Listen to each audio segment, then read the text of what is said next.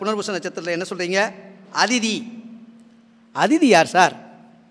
முனிவரின் மனைவி. இது யார் சார்? அது அதாவது அந்த காலத்தில் அசுரர்கள் தேவர்கள் எல்லாருமே சண்டை ஓட்டாங்க.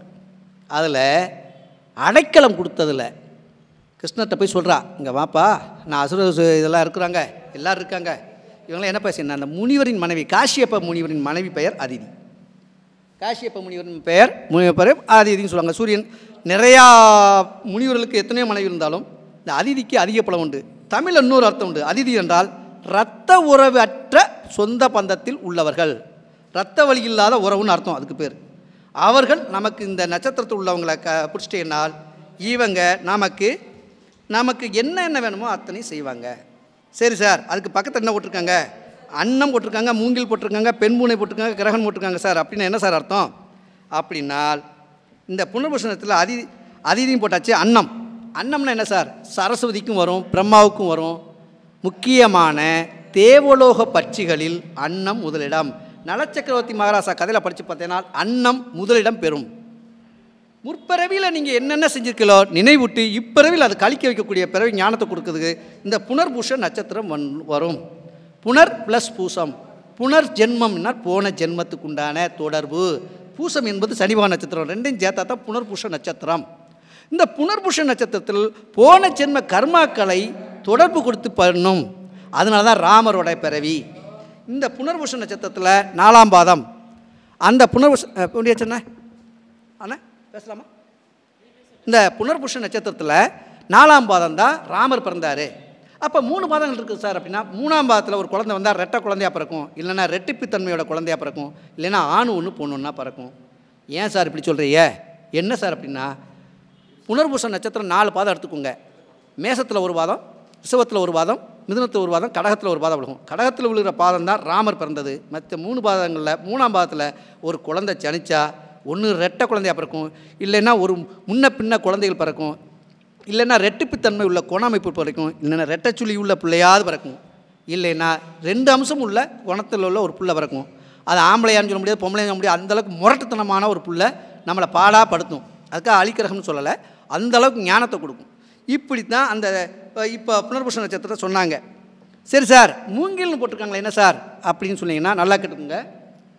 ஒரு அழகான ஒரு சப்ஜெக்ட்டு. புல்லாங்குழல் மூங்கிலில் ஒரு காற்று தருது, அதோடைய ஓசைகள் எல்லாருமே மயக்கக்கூடிய காற்றில் கலந்துச்சு அப்படின்னால் எல்லா ஜீவராசியும் மயக்கக்கூடிய சக்தி அந்த மூங்கிலில் இருக்க சின்ன புல்லாங்குழலுக்கே அவ்வளோ சக்தி இருக்குது. அந்த காலம் பர்ணசாலை அமைச்சாங்கன்னால், ஒரு குடிசை வீடு கட்டினாங்கன்னால், பிறவி தோஷங்கள் எத்தனை இருக்குதோ, எவன் ஒருத்தர் மூங்கில் தற்பை, மூங்கிலோட கூடு, மூங்கிலோட குடிசை, மூங்கில் மேலே உள்ளது. அந்த காலத்தில் மச்சு வீடு கிடையாது, மண் சோறு கட்டினான்னா பர்ணசன்னு அமைப்பாங்க, மேலே பர்ணன்னு அமைப்பாங்க வீட்டுக்குள்ளே. அந்த வீட்டில் பாருங்கள், மூங்கில் பலகை போட்டு மஞ்சனத்து இலையில போட்டு வேறு ஒரு குச்சியில் போட்டு வச்சுனானா கரையாக வராது. நெசமா அப்போ ஏன்னு பார்த்துக்கோங்க, உங்களுக்கு ஆய்வுக்குள்ளே பழைய காலத்து கிராமத்து அளவுகளுக்கு தெரியும். அப்போது வீடு மண் சோறு வீடு தான். மண் சோறுலேயே மாடி மாறி ஒன்று அமைப்பாங்க, அது மேலே பரன் அப்படின்னு சொல்லுவாங்க. அது மேலே தான் எல்லா சாமானும் தூக்கி வைப்பாங்க. ஒருத்தர் கவுண்டமணி படத்தை கூட சொல்லுவாங்க, எல்லாம் மேலே இருக்க பார்த்துக்கணும், மேலே இருக்க பார்த்துக்கணும்னு சொன்னேன். அந்த சொல்லுவாங்களே அந்த காமெடி தன்மை. அப்போ மேலே அந்த மாதிரி பறன் அமைக்கக்கூடிய இடத்துல மூங்கில் தப்ப வைப்பாங்க, அதுக்குள்ள மஞ்சனத்து இலை, அதுக்கு மாதிரி இன்னொரு இலை, இன்னொன்று ஆவரி இலை, 3ஐயும் போட்டு வச்சுன்னா கரையாக அரிக்காதுன்னு சொல்லுவாங்க. இந்த மூங்கில் எங்கெங்கே சம்மந்தப்படுதோ, சரி சார் மூங்கிலுக்கு என்ன சார் அர்த்தம்? இது பெரிய ஒரு தாந்திரிகத்துலேயும் ஒரு சின்ன ஒரு சொல்கிறேன். உங்களுக்கு வாழ்நாள் முழுக்க தொல்லை கொடுக்கக்கூடிய நபர்களால், கடன் பிரச்சனையால் வாங்கின அவமானத்துலேயும், அண்ணன் தம்பிகள் கொடுத்த அவமானத்துலேயும் உங்கள் மனச்செருக்கானது வந்துச்சுனால் மூங்கில் இலைகள் எல்லாமே பறித்து எடுத்துகிட்டு வந்து ஒரு கூட நிறைய அள்ளி வச்சு வீட்டுக்கு முன்னாடி நேர் வாசலுக்கு வைக்காமல் கொஞ்சம் தள்ளி அந்த மூங்கில் இலைகளுக்கு அது கற்பூரம் போட்டு உப்பு போட்டு இந்த திஷ்டி மாதிரி எரிச்சிட்டேனால் அதிகமான சக்திகளை தந்து உங்கள் வீட்டில் உள்ள வாஸ்து தோஷமோ, இல்லை வீட்டுக்குள்ளே குறைபாடோ, வீட்டுக்குள்ளே துர்த்தவி நடமாட்டமோ, இல்லை வீட்டுக்குள்ளே அவங்கள வச்ச கண் பார்வையோ கண் திருஷ்டியோ ஏதோ ஒரு தீய சக்தி இயங்கினாலோ, தீய சக்தி நடமாடினாலோ, இல்லை அந்த கர்மாவின் தொடர்பு இருந்தாலோ, இந்த மூங்கில் இலைகளில் எரிக்கப்பட்ட சாம்பல் அது வலிமையை சேர்க்கும். மூங்கில் இலையில் எரிக்கப்பட்ட புகைகள் மூங்கில் இலைகளுக்கு உண்டது. அந்த இரவில் நடந்த பாவங்கள், பகலில் நடந்த தோஷங்கள், அனைத்து தோஷங்களும் இந்த மூங்கில் இலைகளுக்கு உண்டுங்கிறதை உங்களுக்கு நினைவு கூறுகிறேன். சார் போகாமல் எரிச்சு இந்த திஷ்டி அளிக்கிங்களா? அதான் உப்பு வத்தல் போடுறீங்கள, உப்பு வத்தல் கூட போட வேண்டாம், வெறும் மூங்கில் இலையில சேர்த்து ஒரு கூட நிறைய கொண்டு வாங்க. மாதத்துக்கு ஒரு தடவை நீங்கள் புனர்பூச நட்சத்திரம் அன்றைக்கி போடுங்க. அதில் எவ்வளோ சக்தி இருக்குன்னு நீங்கள் உணர்வீங்க. அப்படிப்பட்டது மூங்கில் இலைக்கு அது உண்டுங்கிறது தான் அந்த மூங்கில் மரம். சரி சார், மூங்கில் இருக்குது அப்படின்னா ஒருத்தருக்கு நீங்கள் பாடம் சொல்லி தர போகிறீங்க. மூங்கில் குச்சியை ஸ்டிக்கு மாதிரி வச்சுக்கிட்டு நீங்கள் கையை தொட்டு குறி சொல்லுங்கள், குறி ஓடும். மூங்கில் குச்சியை வச்சுக்கிட்டு நீங்கள் சோழிட பக்கத்தில் வச்சுட்டு சொல்லுங்கள், குறி ஓடும். வராத ஜாதகம் வரும், வராத வார்த்தைகள் வரும். குருவாக நின்று அங்கே வேலை செய்யும். மூங்கில் குச்சி முடுக்கான ஸ்டிக் தான். பொடி குச்சியாக எடுத்துக்கோங்க, கையில் வச்சுக்கோங்க. நீங்கள் செஞ்சு பாருங்கள். அதுக்கப்புறம் எனக்கு நீ ஃபோன் நம்பர் கூட்டு கொடுப்பீங்க. என்ன சார் எனக்கு பேச்சு இப்படி கடகடன்னு வருது சார், வெள்ளை மடம் மாதிரி ஓடுது சார் அப்படிம்பீங்க. மூங்கில் குச்சி வலிமை தரும், ஞானத்தை தரும், அறிவை தரும், எங்கே இருக்கக்கூடிய சக்தியில் இங்கே கொண்டு வரும். அதனால் ஒரு சாதாரணமாக தர மட்டத்தில் இருக்கிறவன் வீட்டு பக்கத்தில் ஏதோ ஒரு மூலையில், அதாவது வடகிழக்கு மூலையை தாண்டி மற்ற இடத்துல மூங்கில் குச்சி வடமேற்கு மூலையில் மூங்கில் மரத்தை வளர்த்துட்டான்னா அந்த வீட்டுக்கு ராஜயோகத்தை தரக்கூடிய சக்தி அந்த மூங்கில் மரத்துக்கு உண்டு. நெசமாக அப்போ ஏன்னு பார்த்துக்கோங்க, நீங்களும் கேட்டுக்கோங்க. எல்லாம் தேட கிடைக்காத சக்திகள். அப்போது அந்த மூங்கில் மரம் குறிப்பிட்ட காலத்துக்கு வளர்ந்த பிறகு அந்த மூங்கில் மரத்தை வெட்டிடுவாங்க. மூங்கில் மரத்தை விட்டுட்டு அந்த இடத்த விட்டுட்டு அந்த வடமேற்கு மூலையை தாண்டி, ரொம்ப டைரக்ட் வடமூலை வராது, அந்த இடத்த தாண்டி அந்த இடத்த வணங்கக்கூடிய மதிக்கக்கூடிய இடமா வச்சுருவான். அதுலேருந்து அந்த வீடு டாப் லெவலில் இருக்கும். பணக்காரனை ஆக்கி விட்டு போயிடும். ஏன்னா குரு கொடுப்பார், எவர் தடுப்பார். அதாவது குரு வந்து சுக்கிரன் வந்து லட்சாதிபதி ஆக்குவார், குரு கோடீஸ்வரன் ஆக்குவார். ஒரு பழமொழி சொல்லுவாங்க, குரு பார்த்தால் கோடி நன்மைம்பாங்க. குரு எனக்கு கெட்டு போச்சு சார், குரு இல்லை சார் அப்படின்னா குருவை மனசு வச்சுட்டு இன்னொரு பழமொழி சொல்லுவாங்க, கோபுர தரிசனம் கோடி புண்ணியம். குரு பார்த்தா கோடி புண்ணியன்ட்டேங்க, கோபுர தரிசனம் கோடி புண்ணியம் சொல்லியிருக்காங்களே, அது என்ன சார் அப்படின்னா குரு நீசமானவங்க, குரு விட்டு போனவங்க இந்த புனர்பூச நாளில் கோபுர தரிசனம் பார்த்து கோயில் பூட்டினாலும் பரவாயில்ல, பூட்டினாலும் பரவாயில்ல, எந்தனாலும் பரவாயில்ல, ஒன்று அந்த கோபுர தரிசனம் கோடி புண்ணியத்தை தரும். அதில் இருக்க ஸ்தல விருட்சகமும் உங்களை பார்த்து மேலேருந்து டாட்டா காட்டி உங்களுக்கு தேவையான சக்தி ஆற்றலை இந்த புனர்பூஷ நட்சத்திர நாள் உங்களுக்கு கொடுக்கும். இதை நல்லா நினைவு வச்சுக்கோங்க. இந்த புனர்பூஷ நட்சத்திரத்தினால உங்களுக்கு குரு இல்லை வைக்கல அப்படின்னா உங்களுடைய ராசி கட்டங்களில் சந்திரனுடைய சுழற்சி காலங்கள் வரும் பொழுது, புனர்பூஷ நட்சத்திரம் வரும் பொழுது, சந்திரன் அந்த புனர்பூசத்து நட்சத்திரத்தில் உட்காரும் பொழுது, 3ஆம் பாகத்தை தாண்டி 4ஆம் பாகத்தில் கடகத்தில் வரும் பொழுது இந்த அதிசயம் நடக்கும். இதை நீங்கள் நினைவில் வச்சு செய்யுங்க.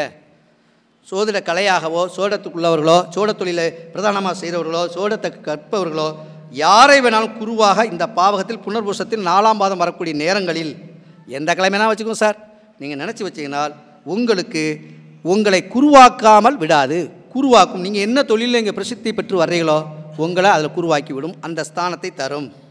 இது புனர்பூஷ நட்சத்திரத்தோட தன்மை. சரி சார், அதுக்கு என்ன சார் கிரகம்னு போட்டிருக்காங்க சார்? கிரகம்னா என்னது? அழகானது. எந்த செய்முறை, ஒரு இறப்புக்கும் பிறப்புக்கும் நன்மைக்கும் தீமைக்கும் கோபுர தரிசனுக்கு எங்கே வேணாலும் ஒரு கிரகம் செய்வாங்க. ஒரு ஆள் இறந்துட்டாரா, கையில் செம்பு கொடுப்பாங்க, அது மேலே நூலை கட்டுவாங்க, அது மேலே என்ன வச்சு விடுவாங்க, தேங்காய் வச்சு விட்டுட்டு அது தேவையில்லாத, அதாவது மாயிலையை தவிர்த்து வேற இலையை கொடுத்து கும்பம் மாதிரி கையில் வச்சு கொண்டு போவாங்க. அதில் தான் நீங்கள் தண்ணி எடுத்து தெளிக்கணும் அந்த இறந்த ஆத்மாவுக்கு. உண்மைங்களா இல்லைங்களா?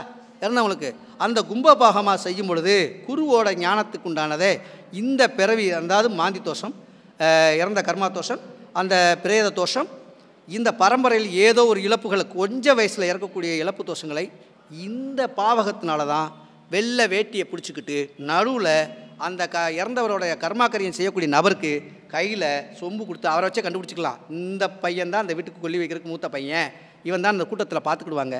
அந்த கும்பது கலசத்தில் நூல் கட்டி சந்தன குங்குமம் வச்சுருப்பாங்க, மாயலை தவிர்த்து வேறு நூலை வச்சு தேங்காய் வச்சுருப்பாங்க. அந்த கும்ப பாவத்தோடு வச்சு அந்த ஆணும் பெண்ணும் அந்த தண்ணியை தெளித்தா தான் அந்த பிரேதம் வீட்டை விட்டு போகும்போது இந்த பிரேதம் வீட்டுக்கு உண்டான தீய சக்தியை தராது. அதற்காகத்தான் அந்த கும்ப பாவத்தை வச்சாங்க. இதனால தான் இந்த பஞ்சாங்கத்தில் கும்பம்னு போட்டிருக்காங்க. இந்த நட்சத்திரத்தில் கும்பம்னு போட்டிருக்கோன்னா நம்ம ஏன் எதுக்கு சார் போட தெரியாமல் இருக்கிறீங்க, இந்த இது அந்த வேலையை செய்யும். அப்போது அந்த இறந்த ஆத்மாவுக்கு உண்டான தோஷத்தையே அந்த கும்ப கலச நீர் படும் பொழுது போகுது. இதுக்கடுத்து ஊரில் ஒரு மரியாதை, ஒரு பெரியவர் இருக்கார், அவருக்கு தலப்பாக கட்டி என்னது அழகான சொல்லுவாங்களா பரிவட்டம், என்ன தான் பரிவட்டம் கட்டி அவர் கோயிலுக்குள்ளே கூப்பிட்டாலும் ராஜ கும்ப மரியாதையோட கோயிலுக்குள்ளே போய் சுற்றி வந்தால்தான் இந்த பிறவியில் அவர் இந்த இடத்துல அந்த பதவியை தக்க வச்சுக்கிறாரோ இல்லையோ, இந்த பிறவி பதவியை நல்லபடியாக அடைஞ்சு போவார்னா கும்ப கலசம் பெறக்கூட நீங்கள் பார்த்துக்குங்க. அதே மாதிரி கும்ப அம்சத்தில் கும்ப லக்கணமாக கூட இருக்கட்டும், கும்பம், ஏன்னா கும்ப லக்கணத்தில் கும்பமாக இருந்தாலும் வச்சுக்கோங்க, அதில் பூரட்டாதி நட்சத்திரம் ட்ராவல் ஆகும். இங்கே புனர்பூசம் ட்ராவல் ஆகும், அங்கே பூரட்டாதி முதல் பாதம் ட்ராவல் ஆகும். அங்கே இது என்ட்டு, அது ஓப்பனிங். கடகத்தில் வந்து ஃபினிஷிங், அங்கே ஓப்பனிங். அப்போ கும்பத்தில் இருக்கும்போது அந்த கும்பத்துக்கு உண்டான மரியாதை எவருக்கு கிடைக்கப்படுகிறதோ அவர்களுக்கு இந்த பிறவி தோஷம் முடிகிறது. நீங்கள் பார்த்துக்கலாம், யாராவது ஒருத்தர் பெரிய விஐபி வராங்க கோயிலுக்கு வரேன்னா கோயிலுக்கு அழைச்சிட்டு போகும்போது கும்ப மரியாதையோடு தான் அழைச்சிட்டு போவாங்க, மேலதாள வாத்தியத்தோட.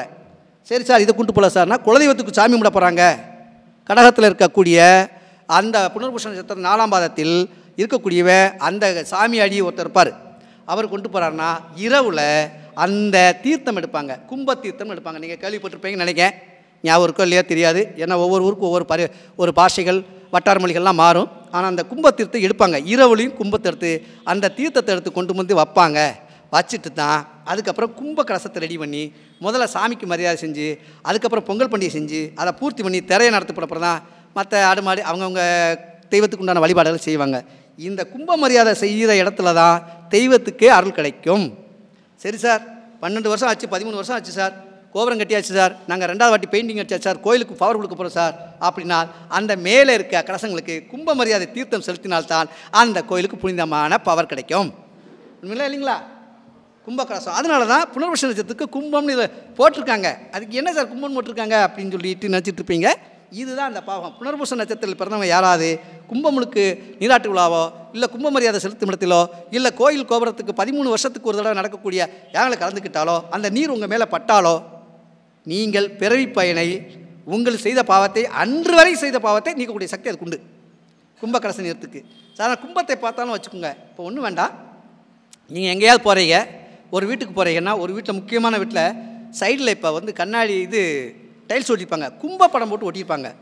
எல்லார் வீட்டிலும் வைக்க மாட்டாங்க. அந்த பாவகத்தில் தோஷத்தில் அழுந்தி கஷ்டப்பட்டு வீடு கட்டி கொண்டு வர்றான் பாருங்க, அவன் மட்டும்தான் கும்பம் வைப்பான்.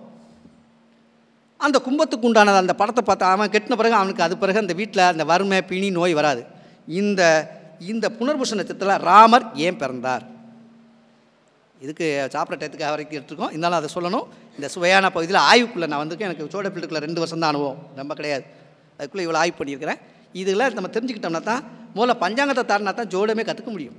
உண்மையிலாம் இல்லைங்களா? பஞ்சாங்கத்துக்குள்ளே இருக்க விஷயந்தான் நமக்கு இன்றைக்கி முதல் குருவே தான், முதல் வாய்ப்பாடை இதுதான். வாய்ப்பாடை தாண்டி தான் அடுத்து இலக்கணம் கிராமருக்குள்ளே போக முடியும். அப்போது இந்த விளக்க நேரமாக இருக்குண்ணே, சும்மல் வருதுண்ணே பாருங்கள், தீஞ்ச வடை வருது பாருங்கள்.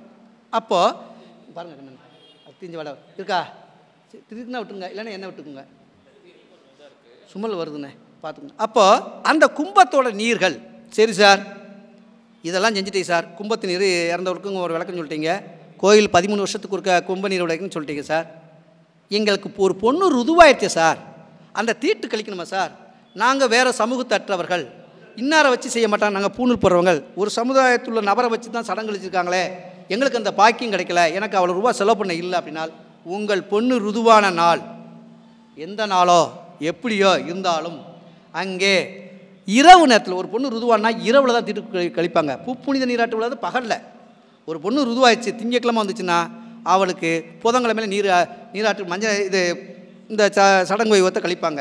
புதன்கிழமை வந்துச்சுன்னா வெள்ளிக்கிழமை வைப்பாங்க, ஞாயிற்றுக்கிழமை இருந்துச்சுன்னா இப்படி ஒத்தப்பட நாளில் வைப்பாங்க. ஆனால் ஞாயிற்றுக்கிழமை வேறு கிழமையில் ஒரு பொண்ணு ருதுவாயிடுச்சு அப்படின்னா ஞாயிற்றுக்கிழமை வந்துச்சுன்னா இன்னொரு கிழமையை தான் அவன் சந்திக்கணும்.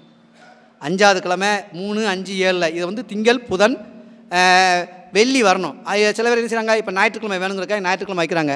அந்த மாலை நேரத்தில் சூரியன் க்ளோஸ் அண்ட் சன்லைட் ஓப்பன் அப்படின்ற மாதிரி சூரிய ஒளி மறைய சந்திரன் ஒளி வர அங்கே சுக்கிர பகவான் 8 மணிக்கு மேலே சுக்கிரனுடைய ரன்னிங் வரும். அந்த சமயத்தில் அவங்க நீராட்டு விழா வைப்பாங்க. 7 மணிக்கு மேலே நிச்சயவாங்க கூட்டு வைப்பாங்க. ஏன்னா காலையில் சூரிய உதிக்கும் போது லக்கண பாவகம் ஜென்ம லக்கணமாக விழுகும், மாலை நேரத்தில் 7ஆம் பாவமாக விழுகும்.